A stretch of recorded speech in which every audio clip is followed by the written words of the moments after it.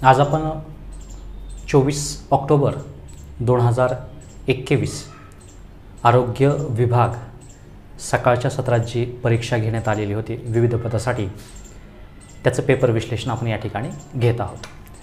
त्याच्यामध्ये गणिताचं विश्लेषण सुरुवातीला स्पष्टीकरण असं आपण या ठिकाणी करणार आहोत. त्याच्यामध्ये गणितामध्ये बघा,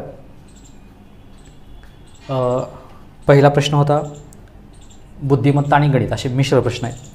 घोड्याला वाघ म्हटले, वाघाला सिंह म्हटले, सिंहाला हरिण म्हटले, हरणाला बैल म्हटले, तर टांग्याला काय जुंपले जाईल? पर्याय होता वाघ, सिंह, घोडा, हरिण. या पद्धतीचे सांकेतिक भाषेचे जो प्रश्न सोडवण्यासाठी सुरुवातीला आपल्याला काय करावं लागेल? वाक्याचा जो शेवटचा प्रश्न आहे ते पूर्वज्ञानावर आधारित त्याचं उत्तर आपल्याला सोडवणं अपेक्षित आहे. याच्यामध्ये टांग्याला काय जुंपले जाईल असा शेवटचा वाक्य आहे. तर टांग्याला काय जुंपतात पूर्वज्ञानावर आधारित, याचा अर्थ आपल्याला माहिती आहे. ते टांग्याला काय जुंपतात, तर टांग्याला काय जुंपतात? नेहमी घोडा. टांग्याला काय जुंपतात? घोडा. त्याला प्रश्न विचारायचा, ला काय म्हटले?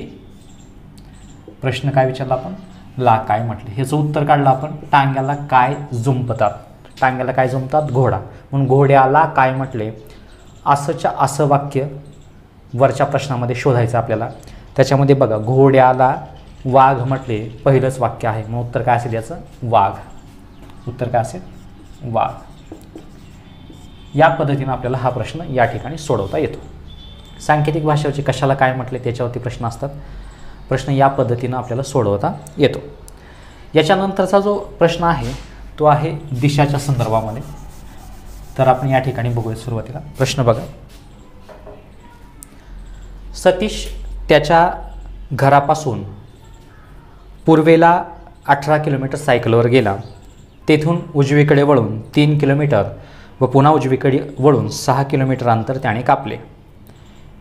शेवटी डावीकडे वळून त्याने 6 किलोमीटर अंतर कापले, तर तो मूळ ठिकाणापासून कंसात दिले घरापासून किती अंतरावर आहे?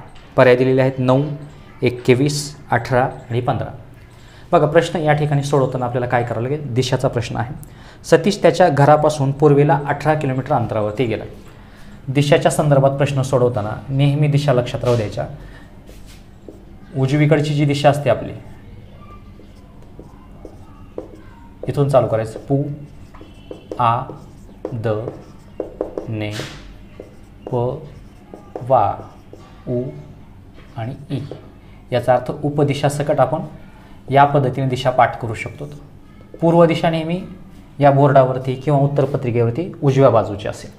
तर सोडवताना बघा, आता सतीश त्याच्या घरापासून पूर्वेला 18 किलोमीटर गेला. समजा हे त्याचं घर आहे. पूर्व बाजू कुठं असेल? या बाजू. पूर्वेला किती किलोमीटर गेला तो? 18 किलोमीटर गेलेला आहे. समजा हे 18 किलोमीटर. या बाजूने जातोय तर दिशा दाखवा, थोडंसं लक्षात येऊन जाईल. इथपर्यंत गेला. सतीश त्याच्या घरापासून पूर्वेला 18 किलोमीटर अंतरावरती सायकलवर गेला. तेथून उजवीकडे वळून 3 किलोमीटर. आता या बाजूने जात असेल तर उजवी बाजू कुठं असेल? खालच्या बाजूला. किती गेलाय तो? 3 किलोमीटर गेला. समजा हे 3 आहे. 18 असेल तर हे 3 घेऊ शकता तुम्ही. खालच्या बाजूला चाललाय तो, उजवीकडे वळाला आणि 3 किलोमीटर अंतर त्यानं पार केलं व पुन्हा उजवीकडे वळून 6 किलोमीटर अंतर त्याने कापले. आता तो दक्षिणेकडे येत आहे या बाजूने. त्याचा उजवा हात कुठं असेल? या बाजूला. उजव्या हाताला तो किती वळाला? आता 6 किलोमीटर वळाला. या बाजूला वळाला. किती आला तो? 6 किलोमीटर आलेला आहे. ठीक. शेवटी डावीकडे वळून त्याने 6 किलोमीटर अंतर कापले आणि शेवटी तो डावीकडे वळाला. डावी बाजू म्हणजे कुठं? आता तो असा चाललाय, खालच्या बाजूला वळाला. किती? परत 6 किलोमीटर अंतर वळाला. या बाजूने आला तो डाव्या बाजूला, परत 6 किलोमीटर अंतर त्यानं कापलेलं. हे सुद्धा 6 किलोमीटर अंतर आहे.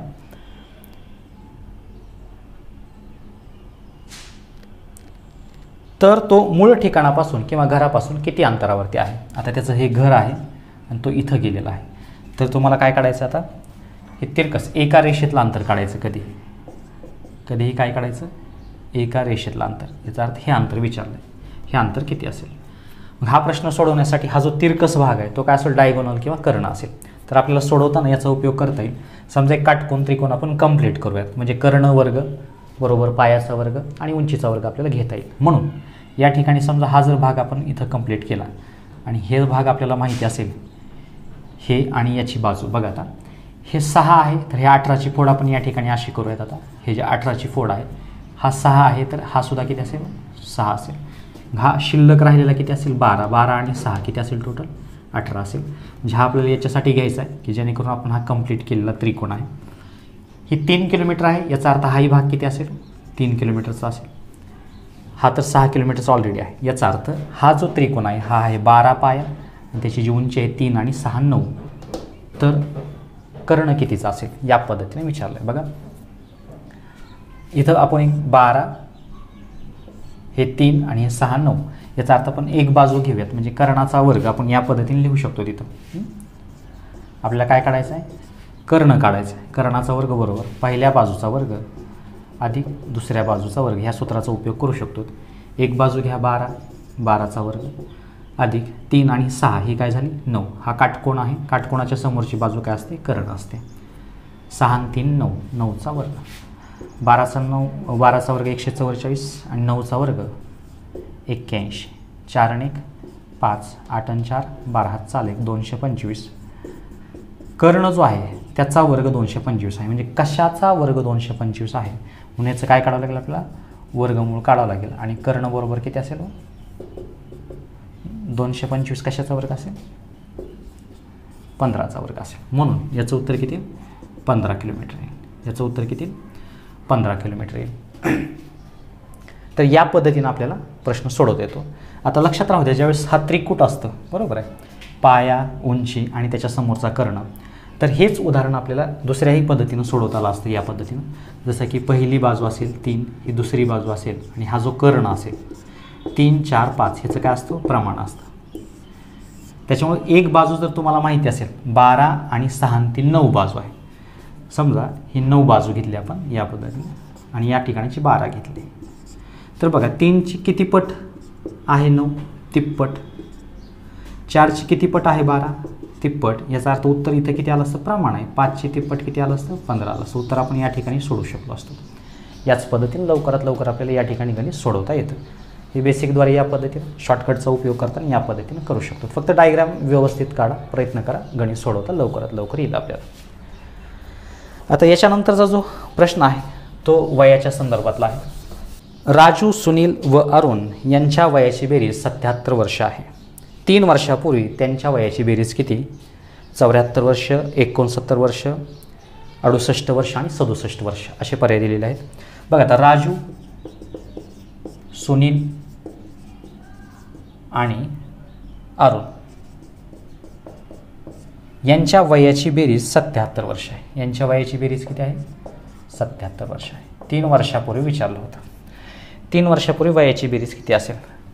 आता जर तोंडी लवकरात लवकर सोडवायचा प्रयत्न केला आणि 77 वजा जर 3 केलं तर 71 हा पर्याय दिलेला आहे. तो कसा असेल, पर्याय चुकीचा असेल. गडबडीमध्ये किंवा खूपच 77 वजा 3 जर केलं तर 74 येईल. पण यांची जर बेरीज 77 वर्ष असेल तर प्रत्येकाचं वय याच्यामध्ये मिळवलेलं आहे 3 वर्षापूर्वी. याचा अर्थ राजू 3 वर्षाने लहान होईल, सुनीलसुद्धा 3 वर्षाने लहान होईल आणि अरुणसुद्धा 3 वर्षाने लहान होईल. तर 3 वर्षापूर्वी त्यांच्या वयाची बेरीज किती होती, तर याचा अर्थ 3 3 3 टोटल किती झाली, 9 वर्ष आपल्याला काय करावं लागतील, वजा करावं लागतील. 9 वर्ष काय करावं लागतील, वजा करावं लागतील. त्यावेळेस 3 वर्षापूर्वी या तिघांच्या वयाची बेरीज निघेल. म्हणून 77 मधून 9 गेले, उत्तर किती आलं असतं, 68 वर्ष. उत्तर किती, 68 वर्ष. थोडासा विचार करायचा आहे. प्रत्येकजण 3-3 वर्षांनी लहान होईल आणि 3 वर्षापूर्वी त्या तिघांच्या वयाची बेरीज विचारली होती, 68 वर्ष त्याचं काय असेल, उत्तर असेल. जर थोडंसं फास्ट सोडवायचा विचार केला 77 मधून जर 3 एकच वजा केलं तर उत्तर 74 येतं, जो की पहिला पर्याय दिला आहे तो चुकीचा असेल. या पद्धतीनं प्रश्न सोडवायचा प्रयत्न करा. ठीक आहे. याच्यानंतरचा जो प्रश्न आहे तो बघूयात आपण.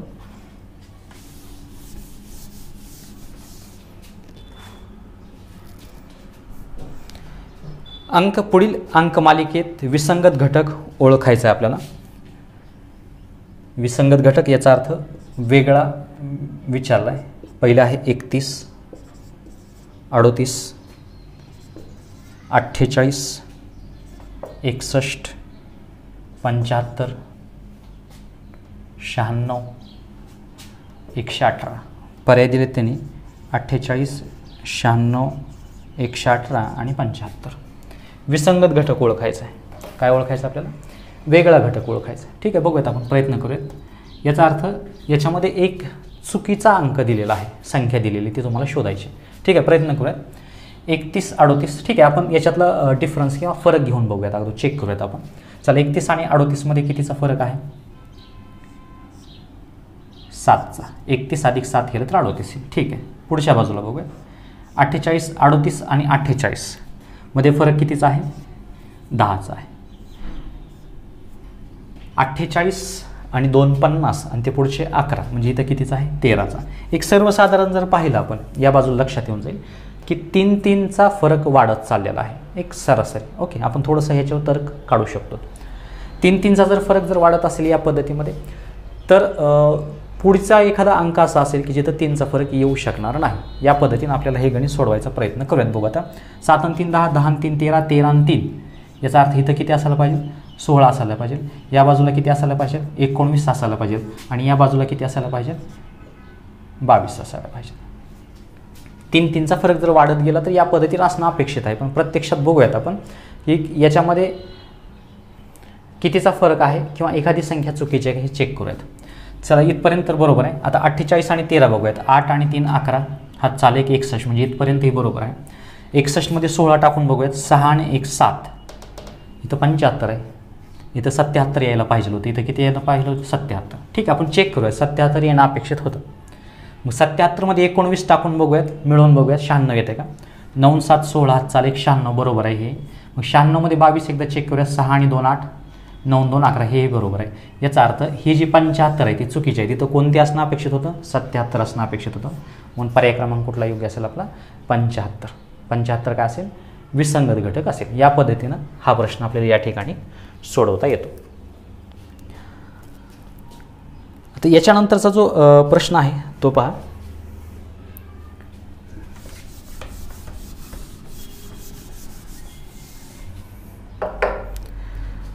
दशादशे 10% दराने, दशादशे 10% दराच्या सरळ व्याजाने 50,000 रुपयाचे 60,000 रुपये होतात, तर रक्कम किती वर्षासाठी ठेवलेली आहे? ठीक आहे, बघा, वर्ष विचारलेत तुम्हाला दिलेलं आहे. दशादशे दर साल दर शेकडा 10% दराने सरळ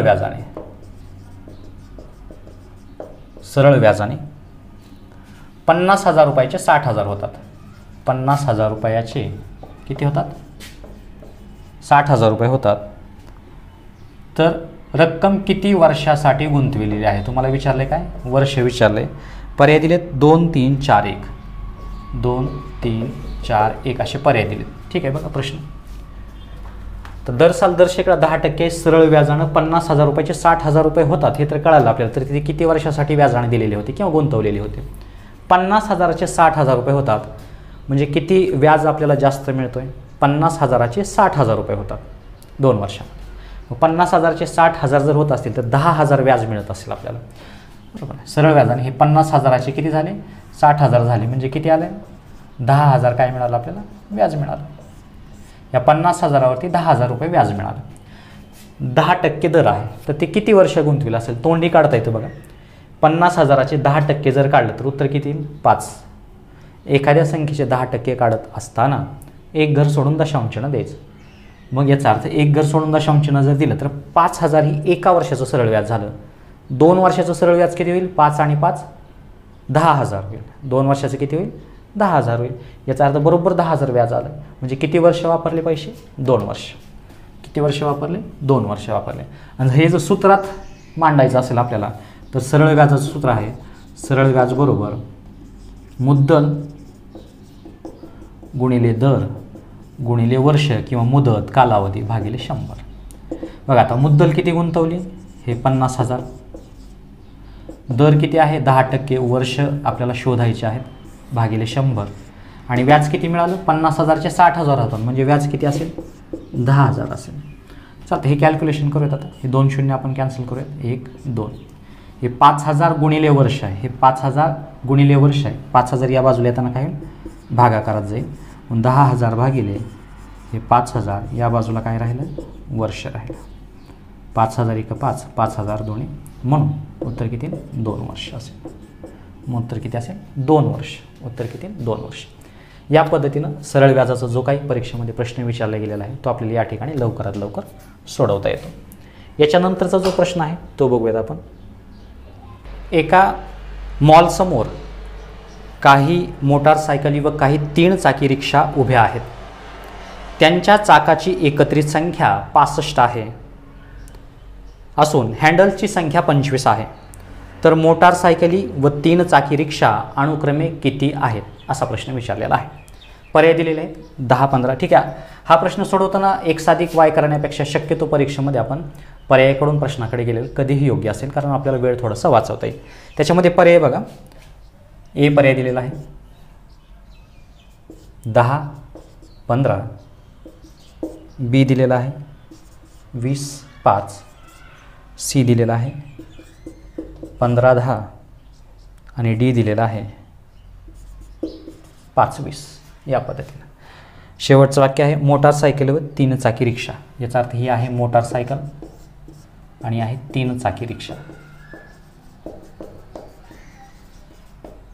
3 चाकी रिक्षा बघा. एका मॉलसमोर काही मोटारसायकली उभ्या व 3 चाकी रिक्षा उभ्या आहेत. त्याच्यापैकी चाकाची एकत्रित संख्या 65 आहे. यांची चाकं किती येतो चाके आणि हँडल्स.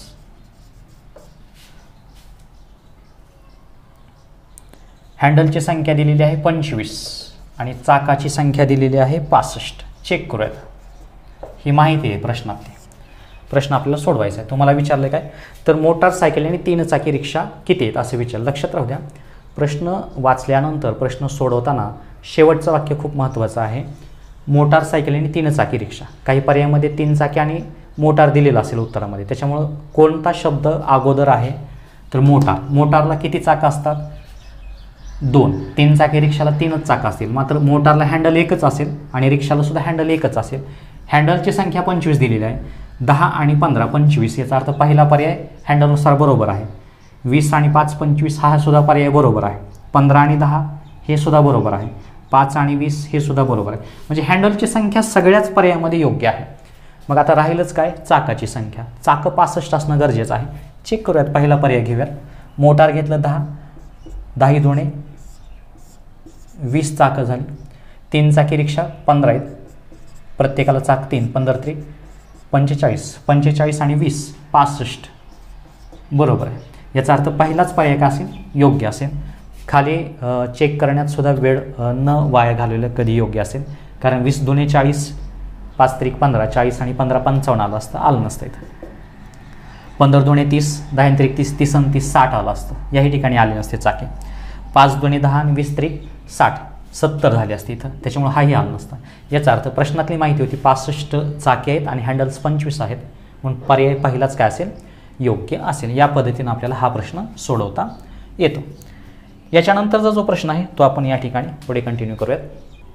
यानंतरचा प्रश्न आहे एका वर्गातील 6 मुलांची सरासरी 50 गुण आहेत. उर्वरित मुलांना सरासरी 75 गुण आहेत. सर्वांच्या गुणाची सरासरी 60 असल्यास त्या वर्गात एकूण मुले किती. त्या वर्गात एकूण मुले किती. पर्याय दिलेत 4, 10, 12, 15. 4, 10, 12, 15 या पद्धतीने दिलेलं आहे. ठीक आहे, बघूयात आपण. पर्यायकडून सुद्धा जाता येतं. बेसिक गणित बघूयात अगोदर. 6 मुलं आहेत. आता सरासरी काढायची आपल्याला. ठीक आहे, पहिले 6 मुलं आहेत. एकूण मुलं मला माहिती नाही, तर एकूण मुले मी x घेऊ शकतो. ह्यातले पहिल्या 6 मुलं आहेत. पहिले किती आहेत 6 मुले अधिक उर्वरित मुलं माहिती आहेत का तुम्हाला. उर्वरित दिलं आहे व उर्वरित मुलांची सरासरी 75 वर्ष आहे. ते उर्वरित म्हणजे शिल्लक राहिलेली मुलं किती. जर समजा हे जर 12 असते, 12 मधले 6 घेतलेत म्हणजे, किंवा इथं जर 20 असते एकूण मुलं, तर 20 मधले 6 लिहिले म्हणजे किती राहिले 20 वजा 6 राहिले, आणि आपण इथं किती लिहिणार 14 लिहिलं असतो. त्याच पद्धतीनं x वजा 6 हे कसले असतील, उर्वरित मुलं असतील, उर्वरित हे कसले असतील, उर्वरित असतील. आणि यांची बेरीज किती असेल, ही एकूण मूल्ये x, एकूण मूल्ये किती असतील, x असतील. म्हणजे हा जो एकूण मूल्य आहे ते आपण डिवाइड करून घेतलं. पहिले 6 जण दिलेत, उर्वरित कसे काढायचे, x मधून 6 वजा केले आणि एकूण हे किती असतील तर xच असतील. आता गणितामध्ये दिलेल्या गोष्टी आहेत की त्यांचे सरासरी गुण दिलेले आहेत, तर आपण चेक करूयात. 6 मुलांना सरासरी 50 गुण मिळालेत. सरासरी म्हणजे प्रत्येकाला सरासरी 50 गुण मिळाले. उर्वरित मुलांना सरासरी 75 गुण मिळाले. प्रत्येकाला किती मिळाले, सरासरी 75 गुण मिळाले. व सर्वच मुलांना गुणांची सरासरी 60 आहे. सर्वच मुलांच्या गुणाची सरासरी 60 आहे. तर एकूण मुले किती असतील असा प्रश्न आहे. ठीक आहे, बघा सरासरी म्हणजे प्रत्येकाला पडली तर आपण एकूण गुण काढू शकतो. त्याचे एकूण काय करू शकतो, गुण काढू शकतो. जसं की 6 मुलांना सरासरी 50 गुण मिळाले म्हणजे यांचा गुणाकार, एकूण गुण किती झाले असतील, एकूण गुण 6 पंचे 30, 300 गुण झाले. एकूण गुण किती झाले, 300. हे बेरीजला बेरीज म्हणजे 50 न 6 ला गुण. तसं 75 न हे x ला आणि वजा 6 ला गुणावं लागेल. 75 x ला गुण आहेत, उत्तर किती असेल, 75 x असेल. आणि ह्या 75 न 6 ला गुण आहेत, मध्ये मायनस आहे, वजा आहे. आपण 6 आणि इकडं गुण आहेत, काय हरकत नाही. 75 ने 6 पंचे 30, हातचे आले 3, 6 7 42 आणि हे 3 45 म्हणजे किती आले, 450. म्हणजे एकूण यांचे गुण किती असतील, 75 x वजा 450 असतील. तर सगळ्यांचेच गुण, ह्या सगळ्यांचे गुण किती असतील, सरासरी 60 आहे. म्हणजे 60 गुणिले x, उत्तर किती आलं असतं, 60x आलं असतं. उत्तर किती आलं असतं, 60x. आता हा प्रश्न सोडवायचा आहे आपल्याला. याच्यामध्ये जे चल आहेत, अक्षर, ते एका बाजूला घेऊयात आपण, म्हणजे अंक आहेत ते एका बाजूला घेऊयात. बरोबर चिन्हाच्या उजवीकडे आणि डावीकडे जाताना बेरीजचं वजाबाकी, वजाबाकीचं बेरीज, गुणाकाराचं भागाकार, भागाकाराचं गुणाकार, या पद्धतीने त्यांचे चिन्ह बदलतात. हे 75 अधिक x आहे, हे प्लस चिन्ह या बाजूला आहे म्हणजेच हे 75 x आहे. हे 60च्या बाजूला ही प्लस आहे, बरोबर चिन्हाच्या या बाजूला येताना काय होईल, ते वजा होईल. बरोबर चिन्ह जसं आहे तसं 60x. म्हणजे आपण x वाले सगळे या बाजूला घेतले. आता हे जे आहेत हे वजा 450, वजा 450, या बाजूला जाताना ते अधिक 450 होईल. हे अधिक 300 आहे, बरोबर चिन्हाच्या पलीकडे जाताना वजा 300 होईल. 450 मधून 300 गेले, उत्तर किती आलं असतं, 150, 150. तर 75x मधून 60x गेले, उत्तर किती आलं असतं, 15x. 15 आणि 1 दरम्यान गुणाकार आहे. 15 गुणिले काय करावं म्हणजे 150, किंवा 15 गुणिले या पद्धतीने जाताना भागाकारात जाईल. 150 भागिले 15, 15 10 150. म्हणजे 100 व्हॅल्यू, x म्हणजेच कोण आहे तो, हे एकूण मुलं. एकूण मुलं किती निघाली, 10. आणि प्रश्न आपल्याला विचारला होता, एकूण मुलं किती आहेत, एकूण मुलं किती, प्रश्न विचारला होता. एकूण मुलं किती असतील, 10. 10 मधल्या 6 जणांची पहिल्या 50 सरासरी आहे. उर्वरित 14 जणांची किती झाली असते, 75 सरासरी. आणि 10 मुलांची 60 सरासरी आली. ज्यांना पर्यायाकडून जायचं होतं, पर्यायाकडून सुद्धा हे गणित आपल्याला काय करता येईल, सोडवता येईल. पर्यायाकडून बघा जाताना आता आपण हा पर्याय घेऊयात. 10 मुलं, पहिल्या 6 मुलांची सरासरी किती होती, 50 होती. याचा अर्थ याला एकूण गुण किती मिळाले असतील, 300. 6 मधून 4 टाकले, 6 आणि 4 10, एकूण मुलं किती आहेत आता, 10 आहेत. ह्या चौघांची सरासरी किती आहे, 75. 75ची चौपट करा, 75 75 150, 150 150 परत 300. तर टोटल गुण किती होतील, 600 गुण होतील. आणि 10 जणांची जर सरासरी काढली तर परत किती आली असते, सरासरी 60च आली असते. बघा 10 आणि 60, 600ला 600 आलं असतं. म्हणजे हे 4 पर्याय काय असतात, म्हणजे 4 उर्वरित आणि एकूण मुलं किती 10, हा पर्याय काय असता, योग्य असतात जर पर्यायाकडून गेला असतात तर बेसिक या पद्धतीनं, ज्यांना पर्यायाकडून जायचं आहे त्यांना या पद्धतीनं आपल्याला बुद्धिमत्तेचा जो भाग आहे, परीक्षेमध्ये विचारलेले जे काही प्रश्न आहेत ते आपण या भागामध्ये पाहिलेले आहेत. अधिक माहिती घेण्यासाठी आपलं ॲप्लिकेशन आहे प्ले स्टोअरवरती, Somnath Lomte math and reasoning academy नावाचं. खालच्या बाजूला डिस्क्रिप्शनमध्ये मी त्याची लिंक दिलेली आहे. ॲप्लिकेशन डाउनलोड करू शकतात. गणिताच्या बाबतीमध्ये वेगवेगळे कोर्सेस आपण याच्यामध्ये ठेवलेले आहेत, किंवा ऑनलाईन बॅचेस या ठिकाणी सुद्धा सुरू आहेत. तर हा जो भाग होता तो बुद्धिमत्तेचा भाग होता. आपण यापुढे गणितामध्ये विचारलेले प्रश्न काय करूयात, कंटिन्यू करूयात.